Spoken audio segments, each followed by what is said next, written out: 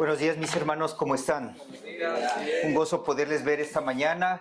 Vamos a abrir, por favor, nuestras Biblias en la primera carta de Juan. Primera carta de Juan, capítulo 1, por favor, mis hermanos.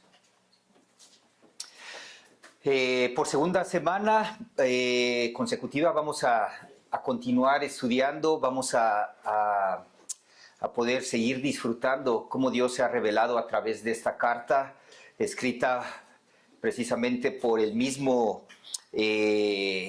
autor del que lleva su nombre, Juan, el apóstol Juan, el cual tuvo la oportunidad no solamente de ver, como él decía ahí en los primeros versículos de esta carta, no solamente de ver, sino también de oír, no solamente de oír, también de palpar al verbo, poder ver la palabra, poder oír la palabra de verdad que es nuestro Señor Jesucristo. Juan, como lo vimos la semana pasada, siendo apóstol de nuestro Señor Jesucristo, ahora él da testimonio de esa verdad, de esa palabra que es nuestro Señor Jesús. Vemos que Juan, ya avanzado de edad, posiblemente en los últimos años de su vida, estando en esta ciudad de Éfeso, que actualmente es Turquía, él escribe esta carta. Por lo regular, las cartas van siempre dirigidas a una persona, ¿verdad? Es importante notar que no va específicamente dirigida ya sea a una persona o a una congregación. Vemos que más que nada es un escrito, un sermón, una exhortación a las iglesias que rodeaban la ciudad donde él escribía, precisamente Asia del Sur, Asia del Sur vieja, ¿no? Actualmente es Europa. Y vemos esta parte donde Juan hacía esa exhortación acerca de, como lo vimos en la introducción, hablando de esa palabra de verdad, de esa vida eterna en la cual es nuestro Señor Jesucristo y de la cual exhortaba en poder andar en luz, poder andar en amor para con nuestro Señor, pero también asimismo para con su pueblo.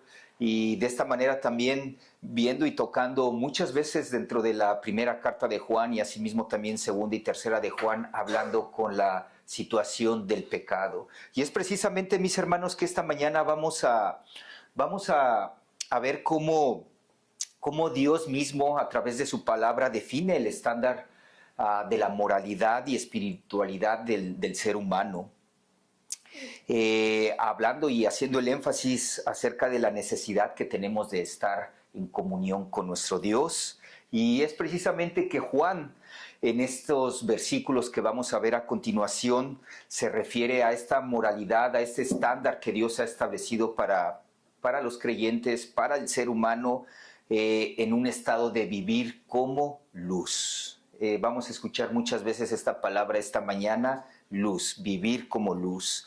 Pero también, mis hermanos, vamos a ver lo contrario de lo que es vivir en luz, ¿no? Nosotros cuando hablamos de luz, inmediatamente, si entendemos la parte contraria a la luz, ¿qué es? Oscuridad, tinieblas, ¿verdad? Y es precisamente en esa oscuridad, tinieblas, que Juan nos va a hablar cómo el pecado es una violación de ese estándar que Dios ha diseñado para la moralidad y espiritualidad del cristiano. Y que eso mismo impide la relación y la comunión con Dios. Quien vive en pecado, dice Juan, está viviendo en oscuridad, ¿verdad? Muy bien, y es precisamente con esto, mis hermanos, que la idea del sermón de esta mañana es esta. Tener comunión con Jesús significa caminar en luz. Dice el apóstol Juan, iniciando en este pasaje, en el versículo 5, dice el apóstol: este es el mensaje que hemos oído de él y os anunciamos.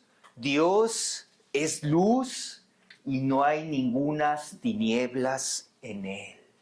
Vemos este énfasis, mis hermanos. Dios es luz. Los jueves por la noche hemos tenido la oportunidad los últimos 3 o 4 meses de poder estudiar los atributos de Dios. Y uno de esos atributos donde nosotros vimos este aspecto y esta afirmación de que Dios es luz es precisamente viendo en la en lo que es la divinidad de nuestro Señor Jesucristo. Y es precisamente el autor de esta carta, Juan, escribiendo también allí en Juan que dando testimonio nuestro Señor Jesucristo del yo soy, ¿no? Y dentro de esos 7 yo soy que encontramos en el Evangelio de Juan, uno de esos yo soy es que yo soy la luz, mis hermanos. Y es precisamente que otra vez Juan nos vuelve a decir y a recordar que Jesús es luz. Jesús ya había declarado a Juan y a sus discípulos diciendo, yo soy la luz del mundo. Ellos sabían, los discípulos, juntamente obviamente con Juan, sabían que andar en la luz significaba seguirle a Él, significaba vivir en verdad y apartarse de las tinieblas. Y lo vemos justamente allí también en lo que es en Juan capítulo 8, versículo 12, diciendo Jesús, otra vez Jesús les habló diciendo, yo soy la luz del mundo. El que me sigue no andará en tinieblas, sino que tendrá luz de la vida. Mis hermanos, dice Jesús, y viendo este énfasis en la divinidad de Jesús, reconociendo y proclamando y sabiendo que la segunda persona de la Trinidad, nuestro Señor Jesucristo, es Dios, diciendo de esta manera, yo soy la luz del mundo. Dios es luz, mis hermanos. No significa que solamente Dios ilumina,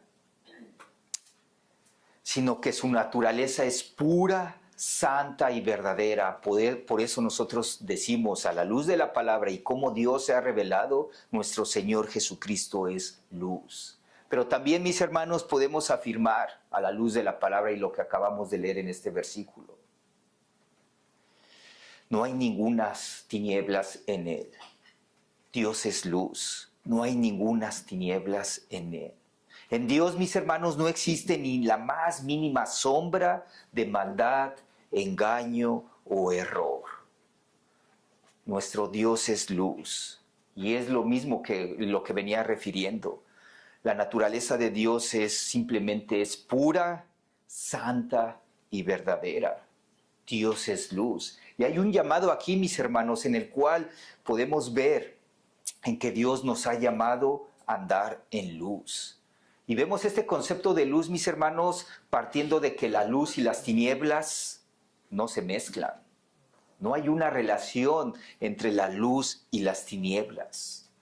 Juan está anunciando aquí que Dios es luz, que el pecado y la rectitud son tan opuestos como son la luz y la oscuridad. Vean esa oposición que hay. Y lo vemos, mis hermanos. Obviamente, si nosotros apagamos la luz, cerramos las cortinas, bueno, a lo mejor puede haber ahí un destello de luz, pero sin embargo, ¿qué va a aparecer? La misma tiniebla, la misma oscuridad va a consumir al cuarto. Inmediatamente que tú alzas las cortinas, prendes la luz invade el cuarto. Y es por eso que vemos que tanto la luz como las tinieblas son totalmente opuestas. Estar en la oscuridad, mis hermanos, es estar sin luz. Un ejemplo claro es, no puedes observar las estrellas y tomar el sol al mismo tiempo. Muchas veces, y hago este ejemplo porque creo que cada uno de nosotros, si acostumbramos a dormir con un cuarto oscuro, obviamente en la noche apagando la luz, cerrando las persianas, pues el cuarto invade la luz. Pero ¿qué pasa cuando es mañana? Y principalmente ya en estos horarios que tiende a amanecer por ahí de las 5:30 de la mañana, ¿no? A veces que mi esposa me gana y lo que hace es levantar las persianas y pues inmediatamente mis ojos pues detectan esa luz, ¿no? Aunque yo estoy en tinieblas, en la oscuridad, pero al momento de percibir la luz, inmediatamente hay ese contraste, ¿no?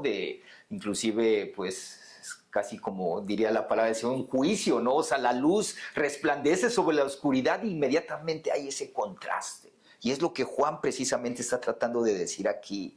Estar en la oscuridad es estar sin luz, lo cual trae como resultado, mis hermanos, pensamientos y comportamientos malvados, que uno no puede afirmar que realmente estar en comunión con Jesucristo es simplemente opuesto a una actitud de pensamientos malos o acciones malas, o una vida realmente mostrando la oscuridad. Mis hermanos, estar en la oscuridad es estar sin luz.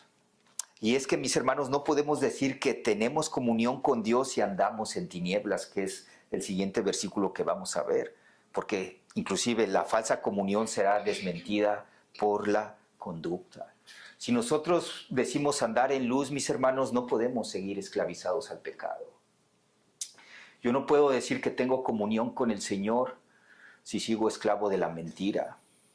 Yo no puedo decir que tengo comunión con Dios y sigo aborreciendo a mi hermano que está adelante o atrás de mí. Yo no puedo decir que tengo relación con Dios si sigues viendo pornografía y estar con ese pecado constantemente.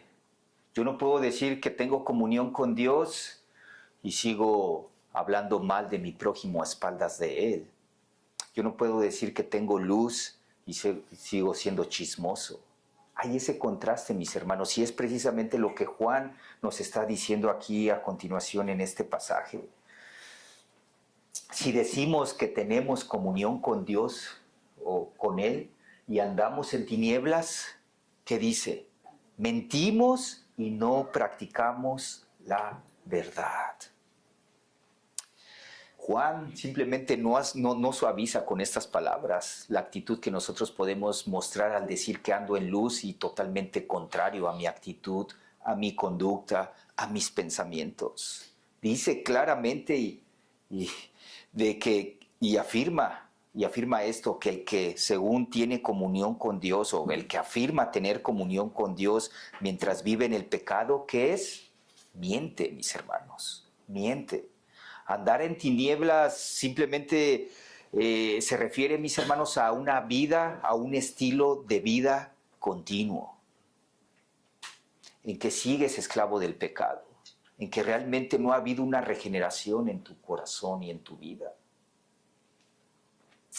Dice esto en el siguiente versículo: pero si andamos en la luz, como Él está en la luz, tenemos comunión los unos como los otros.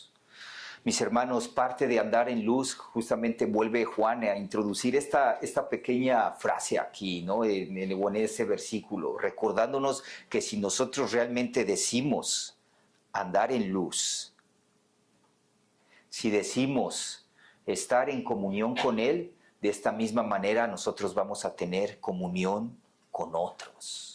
Y es esta parte, mis hermanos, creo que el Señor pone en nosotros cuando nuestra relación está estrecha en Él, cuando estamos en la palabra, cuando estamos en una relación en oración con Él, nos da esta parte del deseo y la necesidad de poder estar en comunión con los hermanos. De poder venir y decir, o que llegue el domingo, decir, necesito adorar al Señor, necesito escuchar la voz del Señor a través de su palabra en comunión con mi hermano. Y es esta parte, cuando nosotros andamos en luz, cuando nosotros tenemos esa comunión con el Señor, de esta misma manera nosotros vamos a mostrar esa comunión y el andar en luz al tener la comunión los unos con los otros. Pero recordando, mis hermanos, y lo afirma, ¿no?, en el pasaje que vimos anteriormente, si nosotros realmente decimos tener comunión con Dios, no podemos ya más estar viviendo en pecado. Mis hermanos, a continuación es este versículo, ¿no?, que es algo extraño, ¿no?, de cómo Dios inspiró a Juan al poder escribir de esta manera, ¿no? Nos está diciendo de que si tienes luz, si hay luz, si estás en relación con Dios, vas a tener comunión con tus hermanos. Inmediatamente Juan mete otra vez esta parte, ¿no?, relacionado ahora a este término de limpieza, ¿no? Si nosotros andamos en luz, tenemos comunión con Dios, pero si andas en tinieblas, si estás en pecado, dice inmediatamente aquí en este versículo, y la sangre de Jesucristo, su Hijo, nos limpia de todo pecado, mis hermanos. Es por la sangre de su Hijo, la sangre de nuestro Señor Jesucristo, derramada en la cruz, que somos limpios de todo pecado. Mis hermanos, aunque ya no estamos, digo mis hermanos, los que hemos puesto nuestra fe ya en nuestro Señor Jesucristo, ya no estamos bajo el dominio del pecado. Si todavía estás en dominio con el pecado, reflexiona tu condición con el Señor. nosotros ya no podemos estar esclavizados al pecado. Que es esta parte que hablamos mucho de ya hemos sido redimidos, ya hemos sido, Dios a través de nuestro Señor Jesucristo nos compró, nos sacó de ese estado de esclavitud. ¿Y qué pasa? Ahora nos ha redimido a través de nuestro Señor Jesucristo. Y esto implica que ya no estamos más esclavizados al pecado. Esto implica en que ya no vamos a estar teniendo ese estilo de vida pecaminoso por el cual nosotros anteriormente estábamos. Esto implica en que vamos a caer, mas sin embargo no estar viviendo como un estilo como tal en el pecado. Seguimos enfrentando caídas ocasionales, porque la batalla realmente continúa. La batalla contra la carne es real. Sin embargo, ya no estamos esclavizados al pecado. Y justamente Pablo lo expresa de esta manera, ¿no? Relacionado a, ya no estamos esclavos en el pecado, pero aún todavía lidiamos o batallamos con la carne. Dice, yo sé que en mí, esto es, en mi carne no mora el bien, porque no hago el bien que quiero, sino el mal que no quiero, eso hago.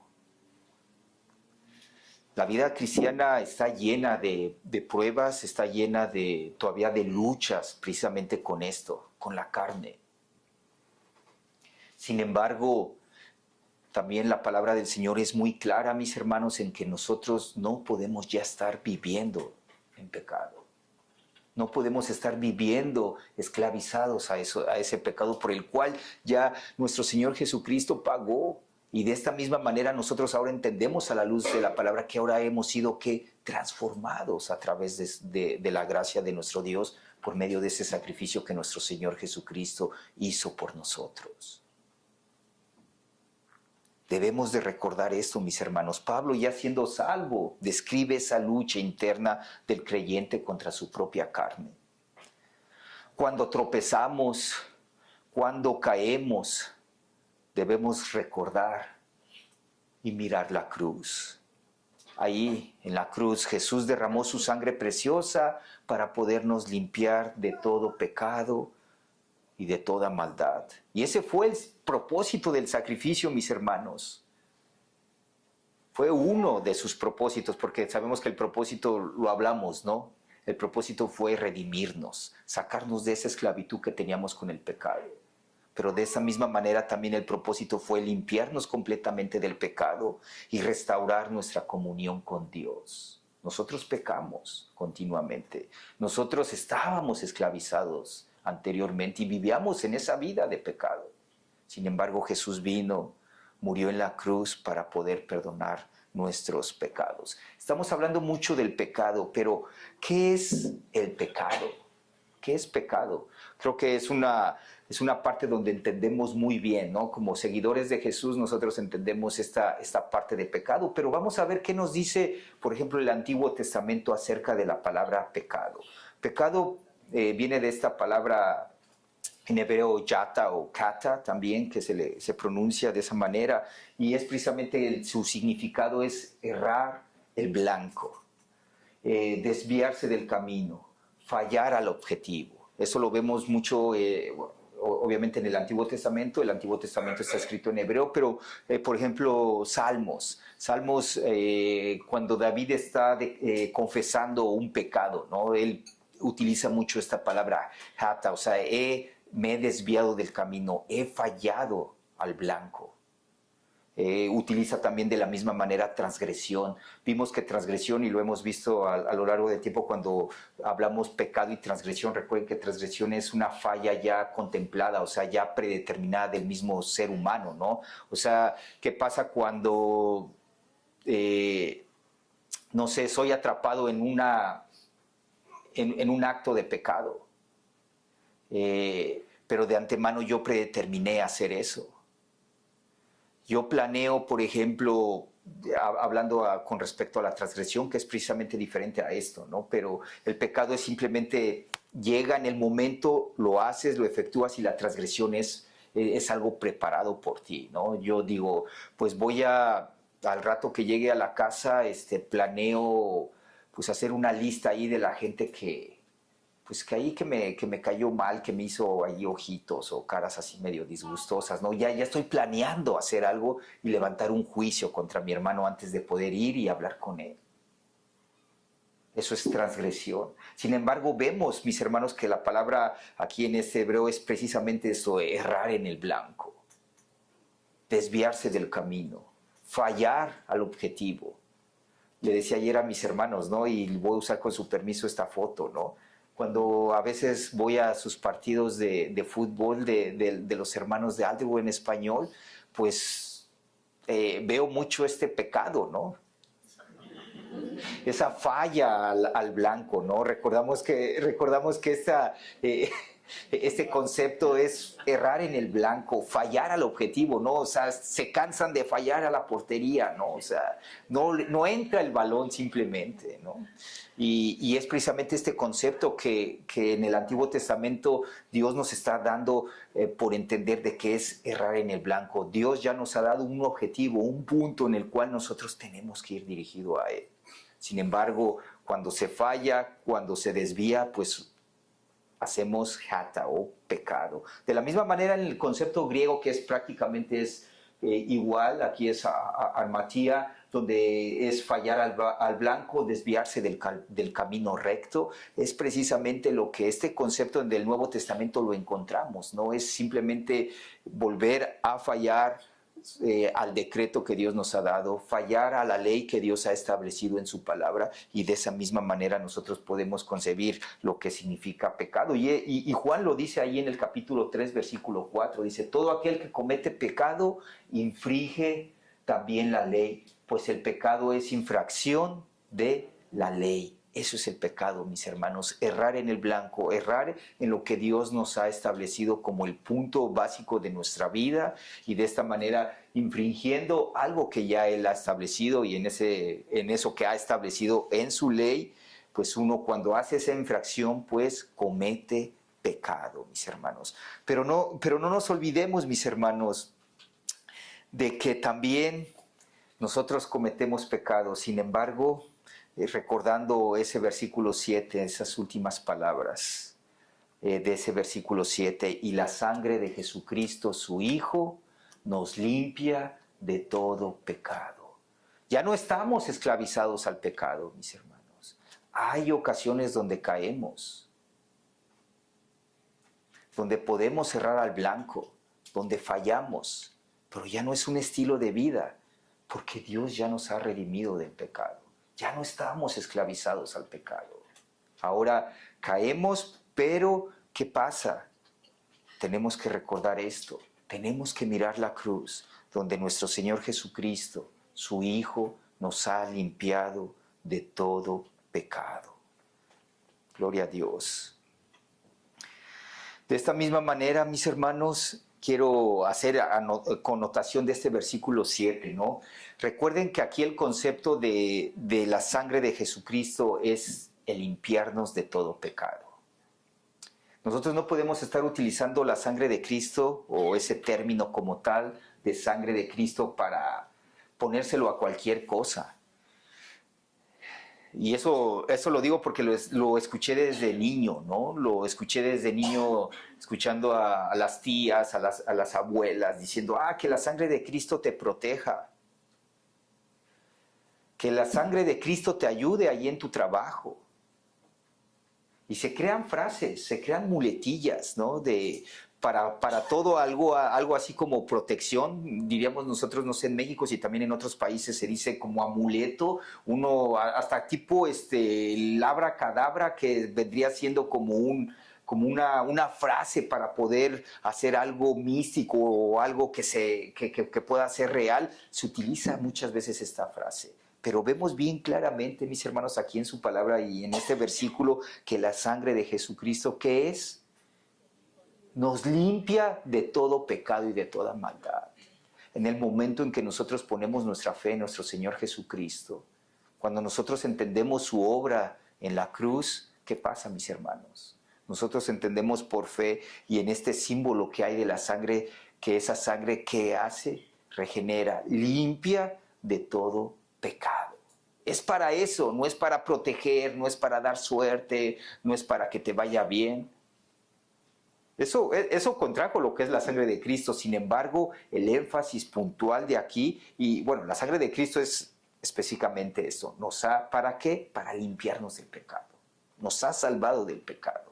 Y es por eso que nosotros podemos y debemos recordar que la sangre de Cristo que derramó en la cruz nos ha limpiado de todo pecado. Y esa es la limpieza, mis hermanos, para todos aquellos que por la misericordia de Dios y conforme a su voluntad hemos creído en Él y hemos confesado que nuestro Señor Jesucristo es nuestro Salvador. No existe la opción de limpiarnos a nosotros mismos, mis hermanos, y luego venir al Padre. No existe eso. Necesitamos venir al Padre en confesión, reconociendo que somos pecadores y de esa manera ser limpiados por Él. Y es precisamente que los siguientes 3 versículos, esta poesía que inspirando el Espíritu Santo, inspirando a Juan, nos da en los siguientes versículos 8 y 10. Porque dice esto: si ya nuestro Señor Jesucristo nos ha limpiado con su sangre preciosa de todo pecado, ahora nosotros, si decimos que no tenemos pecado, nos engañamos a nosotros mismos y la verdad no está en nosotros. Si confesamos nuestros pecados, Él es fiel y justo para perdonar nuestros pecados y limpiarnos de toda maldad. Si decimos que no hemos pecado, le hacemos a Él mentiroso y su palabra no está en nosotros. Wow, gloria a Dios, mis hermanos. Vemos esta parte de esos 3 versículos. Fíjense cómo se compara entre el versículo 8 y el versículo 10. Vemos esta característica aquí. ¿Por qué? Dice Juan: si decimos que no tenemos pecado, nos engañamos a nosotros mismos y la verdad no está en nosotros. Y es justamente, vuelve a recalcar esto en el versículo 10. Si decimos que no hemos pecado, le hacemos a Él mentiroso y su palabra no está en nosotros.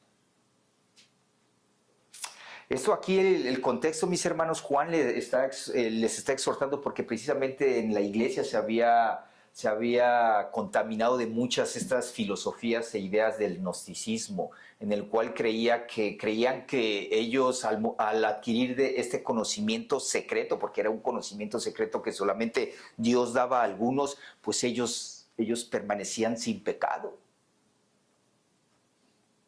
Sin embargo, por eso Juan les escribe: recuerden, si decimos que no tenemos pecados, nos engañamos a nosotros mismos. Y eso es mentira. Si nosotros, otra vez refiere aquí, si decimos que no hemos pecado, inclusive le hacemos ¿qué? Mentiroso a Dios. Y su palabra no está en nosotros. Nosotros por eso creemos, mis hermanos, que ya Cristo pagó en la cruz por nuestros pecados. Pero de esta misma manera creemos que en la misma carne, viendo precisamente este versículo de Pablo ahí en Romanos, de que todavía la batalla con el pecado es real. Seguimos pecando, mis hermanos. Sin embargo, vean esta parte preciosa que tiene el creyente. Esa parte de la confesión donde tenemos la oportunidad de poder ir al Padre y confesar nuestros pecados. Dice así: si confesamos nuestros pecados, Él es fiel y justo para perdonar nuestros pecados y limpiarnos de toda maldad. Reconocer mi falla, mis hermanos, mi rebeldía o necesidad, lo debemos de hacer sinceramente, no minimizando ni justificando, porque de esa misma manera nosotros reconocemos precisamente uno de sus atributos, que Él es fiel y justo. Dios perdona no solo por misericordia, sino porque Cristo pagó justamente por el pecado de cada uno de nosotros. Y de esta misma manera nosotros encontramos ese perdón, pero también encontramos esa transformación, ¿no? Al poder ver ahí que Él nos ha limpiado, pero bueno, Él nos ha perdonado, pero también limpiado. Él es bueno, mis hermanos. Él, como lo hemos cantado esta mañana, en su amor, no es de que nosotros le hayamos amado. Él nos amó en que envió a su Hijo Jesucristo a morir en la cruz por nuestros pecados, para que de esta manera nosotros podamos reconocer que necesitamos a Él, el único que nos puede limpiar de todo pecado y de toda maldad. Vemos que Él es fiel y justo para poderlo hacer, mis hermanos. Él es fiel y justo para perdonar nuestros pecados. Y es justamente si vamos al capítulo 2, diciendo Juan, les escribo esto recordando primeramente, ¿no? Deben de andar en luz. El que está en luz no debe de estar en tinieblas. De la misma manera recordándoles y diciéndoles, no pueden decir que no están en pecado, pero recordándoles el sacrificio de nuestro Señor Jesucristo en la cruz, donde Él nos ha limpiado con su sangre preciosa.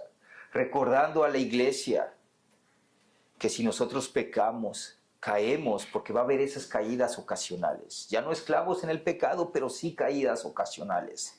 Recordándoles, si confiesan sus pecados, Él es fiel y justo para perdonar nuestros pecados y limpiarnos de toda maldad.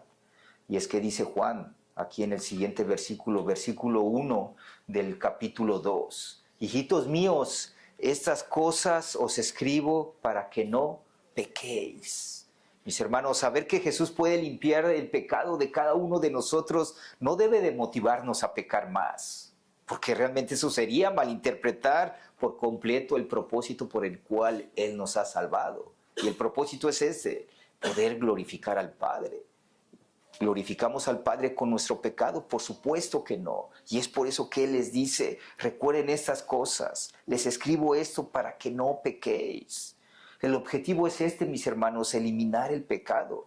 Pero recuerden, cuando nosotros pecamos, y lo vuelve a reiterar aquí en este versículo, ¿verdad? Cuando nosotros pecamos, abogado tenemos para con el Padre a Jesucristo el justo. Oh. Hermanos, el Padre, nuestro Señor Jesucristo intercede al Padre por nosotros, para que de esta manera nosotros podamos hallar ese perdón de nuestro Dios, de nuestro Padre. Abogado, esta palabra va más que nada relacionado a este concepto de paracletos, ¿no? De inclusive como la función del Espíritu Santo, que es el consolador. De esta misma manera, ese consolador, aquí hablando relación a la segunda persona de la Trinidad, que es nuestro Señor Jesucristo, Él aboga por nosotros, Él trae el consuelo a nosotros por medio de esa abogacía o recuerden que el abogado es para esto, ¿no? Para poder defender a la persona. De esta misma manera, nuestro Señor Jesucristo aboga delante de nuestro Dios para que de esta manera nosotros podamos encontrar su perdón. Y recuerden el medio para encontrar el perdón de Él es, claro, Jesucristo por medio de la confesión del pecado. ¿Cuántas veces no simplemente dejamos que el pecado siga ahí en nosotros, hermanos? No lo confesamos.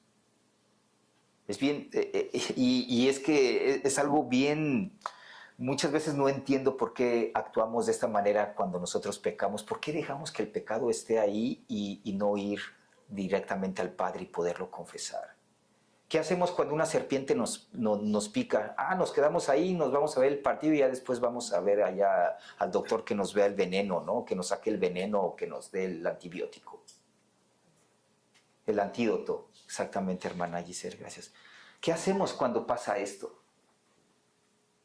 ¿Reaccionamos así si en determinado momento nosotros nos pica una cobra, una boa o no sé, estas serpientes peligrosas que nos manda, nos muerde y nos pasa su veneno? Inmediatamente vamos y buscamos la ayuda médica, ¿no? ¿Para qué? Pues para podernos salvar. Claro, nosotros ya hemos sido salvos porque el pecado Cristo lo pagó, el pasado, el presente y el futuro. Sin embargo, tenemos que ir a esa confesión del pecado para que de esta manera nosotros con la ayuda del Espíritu Santo no vivamos más esclavizados al pecado. Tenemos a Cristo como abogado, a nuestro Señor Jesucristo, como aquí dice Juan, el justo. No guardemos el pecado, no lo ocultemos. Era lo que los amigos musulmanes nos dicen, ¿no? Los miércoles. Pues mientras nadie me vea, no es pecado. Nosotros conocemos al Dios verdadero, mis hermanos, que es omnisciente, que todo lo sabe, que no se puede esconder ningún pecado a Él. Es por eso que nosotros aquí hay esta exhortación clara. Confiesa tu pecado a Dios. Ve inmediatamente con Él. ¿Y qué va a ser el pecado si no lo confiesas, mis hermanos? Ya Cristo lo perdonó, pero si no lo confiesas va a estar ahí, te va a poner una carga terrible, te va a romper. El pecado te rompe, mis hermanos. Ya no nos mata, ya Cristo nos ha dado vida, pero va a estar ahí, va a estar ahí, va a crecer, se va a hacer como una bolita chiquita de nieve y va a crecer como una bolota de nieve. Tenemos que ir a confesar nuestro pecado al Padre. Y de esta misma manera, dice ahí en el versículo 2, y Él es la propiciación. Recuerden esa propiciación, ¿no? La palabra propiciación la tocamos mucho, que significa volver a estar en paz. Nosotros estábamos en esta confrontación con nuestro Dios por medio del pecado. Sin embargo, Jesucristo, ¿qué hizo? Vuelve a restablecer la relación que se había perdido, que estaba rota con el Padre, la vuelve a restaurar a través del sacrificio que Él hizo en la cruz por nosotros. Y dice así, ¿no, Juan? Y Él es la propiciación por nuestros pecados, y no solamente por los nuestros, sino también por los de todo el mundo. Mis hermanos, Jesús nos ha reconciliado con Dios. Lo hizo por los creyentes judíos, por los hermanos de las iglesias de Asia del Sur, lo hizo por nosotros ahora. Y de esta misma manera nosotros entendemos que Cristo pagó la cruz, en la cruz el pecado, el castigo por el pecado, por aquellos que por la gracia soberana de Dios nos hemos arrepentido y hemos creído en Él. Él pagó el precio del pecado por la humanidad, por estos hermanos, por los judíos, por los de Asia, por los de Colombia, por los de México. Él pagó el pecado, Él pagó ese castigo por el pecado para que de esta manera nosotros llegáramos, mis hermanos, por su gracia, por su soberanía, a podernos arrepentir y a creer en Él por medio de la obra de regeneración, o en este caso la obra de Él mismo a través de su Espíritu Santo, para que podamos creer esto, que es precisamente confesar nuestros pecados, andar en luz, andar en comunión con Él. Quiero finalizar poniendo énfasis en esto, mis hermanos. La comunión con Dios exige luz, no apariencia. No basta con decir que somos cristianos. No basta con decir de que simplemente porque ya vine a la iglesia ya soy un cristiano. No, mis hermanos, la vida cristiana tiene esa clave, la comunión. Nuestro hermano Poncho nos animaba y nos exhortaba de poder estar en la palabra, de poder estar en comunión con Él, de poder estar orando. De esta misma manera nosotros vamos a decir y a confirmar que realmente estamos en luz, no por una simple apariencia. Y hago esta pregunta, ¿estoy caminando en la luz o simplemente estoy diciendo que tengo comunión con Dios? Recuerden que la verdadera comunión se vive en santidad, sinceridad, obediencia y un arrepentimiento continuo. La verdadera comunión exige luz. El pecado no se niega, mis hermanos, ni se esconde. Se confiesa. No podemos negarlo. Dios dice aquí en su palabra, si lo niegas, estás mintiendo. Si lo niegas, estás haciendo mentiroso a Dios. El pecado tampoco se esconde. El pecado se confiesa. Día con día podemos estar cayendo, mis hermanos. Día con día debemos de ir y confesar nuestros pecados, teniendo la fe, la seguridad, la confianza en que Él ya pagó ese pecado allí en la cruz. Tenemos que confesar nuestro pecado. ¿Soy rápido para confesar mi pecado o tiendo a simplemente justificarlo, esconderlo, minimizarlo? Es tan importante que vayamos a confesión, mis hermanos. Es tan importante día con día, momento tras momento. El Espíritu Santo, mis hermanos, hablo a mis hermanos, el Espíritu Santo mora en nosotros. Nosotros entendemos en el mismo momento cuando nosotros fallamos al blanco, cuando transgredimos, inmediatamente el Espíritu Santo nos da el entendimiento para poder reconocer, he caído, he pecado. ¿Qué hago? Sí, ya en el próximo domingo en la Santa Cena confieso mi pecado. No, mis hermanos, confesemos nuestro pecado en el momento en que nosotros caemos y pecamos. Recuerden que es precisamente confesar, es vivir en transparencia y dependencia de Cristo. Nuestro descanso, mis hermanos, está en nuestro Señor Jesucristo, en nuestro abogado. Jesús no solo nos perdonó una vez, y ya lo hizo, ¿verdad? Pero Él intercede continuamente por nosotros.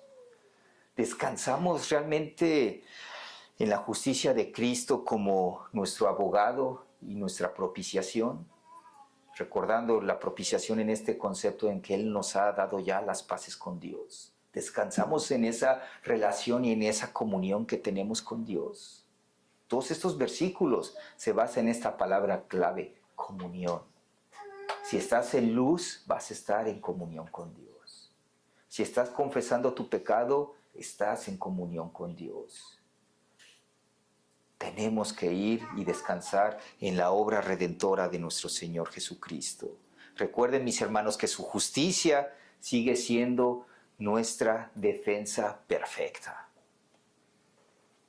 Así que, mis hermanos, somos llamados a vivir en la luz, somos llamados a vivir en el camino de la luz, a no engañarnos y a mirar constantemente a Cristo.